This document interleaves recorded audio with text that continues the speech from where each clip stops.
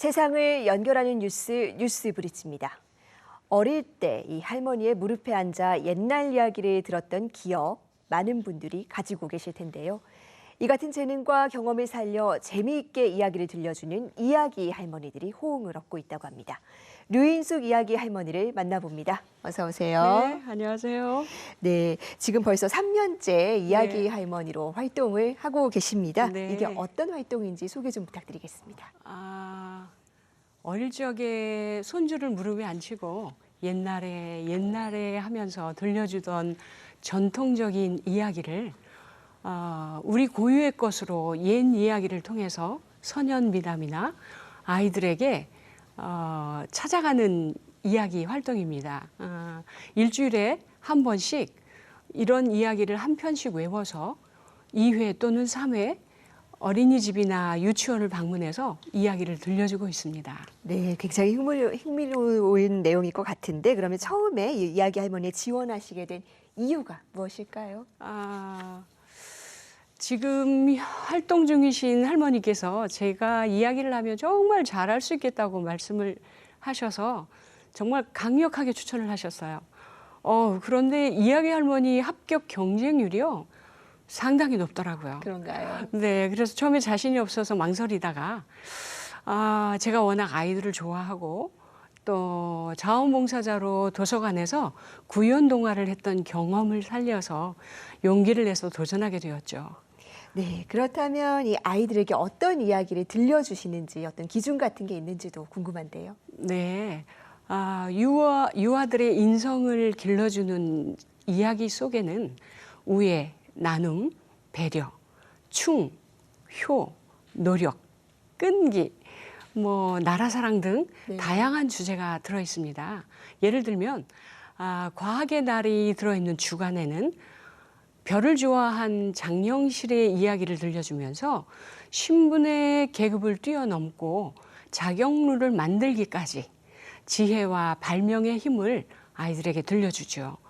또 독서의 계절이 있을 때에는 책을 10,000번이나 읽은 아이 김득신이라는 이야기를 전해주면서 끝까지 포기하지 않고 노력하면 반드시 좋은 결과를 이룰 수 있다는 노력이라는 주제가 스며들게 합니다. 또 재미난 이야기도 많이 있죠. 깜빡깜빡 잊어버리기를 잘하는 정신없는 도깨비가 돈 서푼을 꾸어서 갚았거든요. 그런데 잊기를 잘하니까 갚은 건 모르고 매일 찾아와서 돈을 주고 가는 거예요. 그래서 가난한 농부는 부자가 되었다는 이야기도 있고요. 그 유명한 엄마 청개구리가 말을 하면 늘 거꾸로 행동하는 장난꾸러기 아들 청개구리 이야기도 재미나게 들려주고 있습니다. 예, 그럼 이렇게 재미있는 이야기를 듣는 아이들 반응은 어떻습니까? 요즘 유명한 아이돌이나 트로트 가수가 부럽지 않을 만큼 높은 인기를 실감하고 산다고나 할까요? 네. 이야기를 하려고 교실에 들어서면 할머니, 야, 이야기 할머니 오셨어. 할머니 매일매일 보고 싶었죠요. 사랑해요. 네. 이렇게 이야기하고요.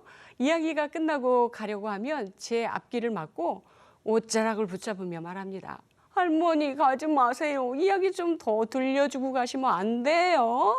심지어 어떤 친구는요. 할머니 저희 집 유치원 앞마당에 텐트 좀 치고 사시면 안 돼요? 네. 그러면 할머니를 매일 볼 수 있고 재미난 이야기도 들을 수 있잖아요. 네, 이렇게 이야기합니다. 이 정도면 제 인기가 어느 정도인지 앵커님 실감이 좀 나시나요? 네, 그렇습니다. 정말 재미있게 이야기 들려주실 것 같습니다. 제가요 남편에게서보다 아이들에게서 사랑한다는 말을 더 많이 듣고 산답니다. 예, 정말 큰 사랑 받고 계시는데요. 네. 이 활동하면서 정말 보람도 많이 느끼시고 또 삶에도 달라진 점이 있으실 것 같습니다. 네. 보람을 느낀 적은 사실 셀 수 없이도 많은데요. 활동을 나가는 기관의 원장님께서 할머니 요즘 원아의 어머님들이 전화를 원으로 너무 많이 하세요. 아이들이 집에 돌아가면 할머니가 들려주신 이야기를 이야기하고 또 자기 이름을 외워서 불러주었다면서 한 얘기 또 하고 한 얘기 또 하고 한다는 거예요. 도대체 어떤 할머니가 오셨길래 우리 아이들이 이렇게 관심이 높냐며 물어보실 때마다 제 어깨가 으쓱해집니다. 할머니, 아이들에게 이야기 너무 잘 들려주셔서 고맙습니다 하고 칭찬하셨을 때, 아, 내가 잘하고 있구나, 참 보람을 느낀다, 이렇게 생각을 했던 적이 있습니다.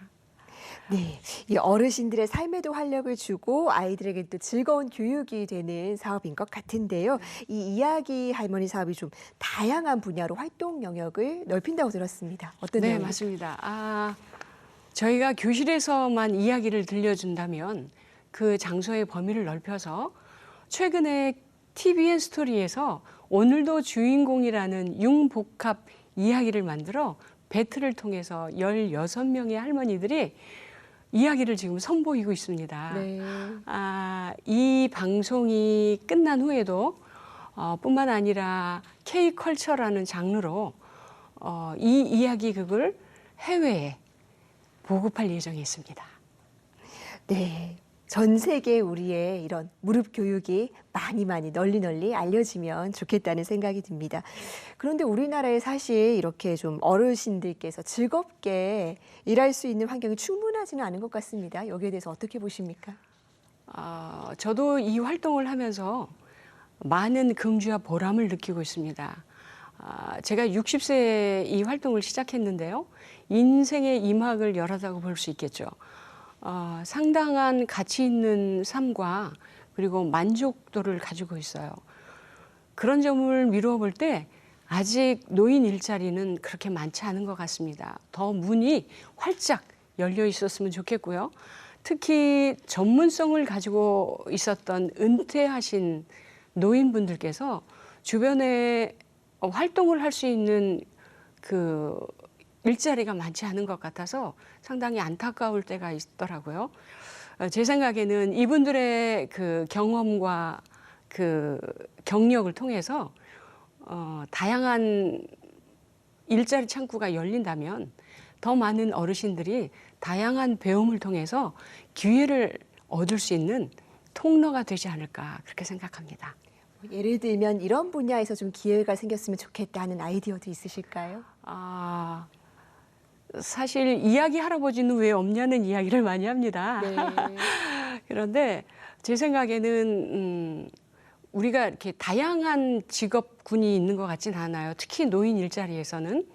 그래서 제가 아까 말씀드렸다시피 정말 전문성을 가지고 일하셨던 분들이 네. 주변에 보면 많이 집에 계세요. 네.